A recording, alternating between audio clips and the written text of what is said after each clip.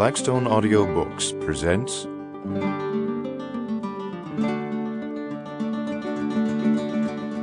The Trail to Crazy Man by Louis L'Amour.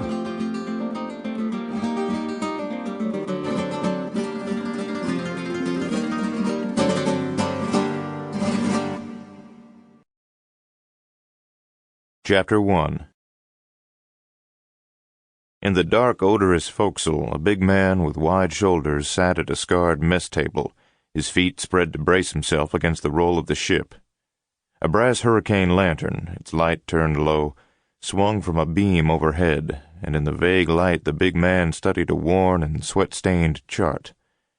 There was no sound in the forecastle but the distant rustle of the bow wash about the hull, the lazy creak of the square rigger's timbers, a few snores from sleeping men, and the hoarse, rasping breath of a man who was dying in the lower bunk.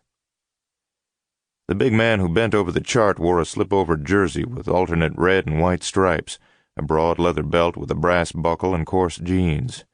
On his feet were woven leather sandals of soft, much-oiled leather. His hair was shaggy and uncut, but he was clean-shaven except for a mustache and burn sides. The chart he studied showed the coast of Northern California. He marked a point on it with the tip of his knife, then checked the time with a heavy gold watch.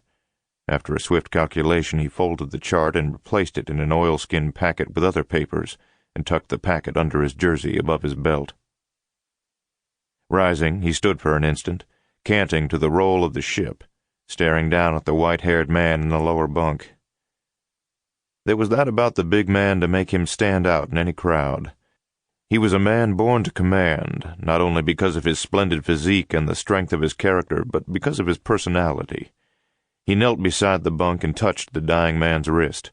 The pulse was feeble. Rafe Keredec crouched there, waiting, watching, thinking. In a few hours at most, possibly even a few minutes, this man would die.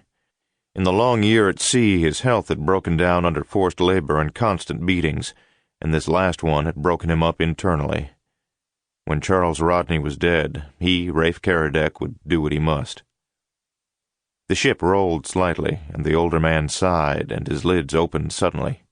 For a moment he stared upward into the ill-smelling darkness, then his head turned. He saw the big man crouched beside him. He smiled. His hand fumbled for Rafe's. You got the papers. You won't forget. Sample complete. Ready to continue?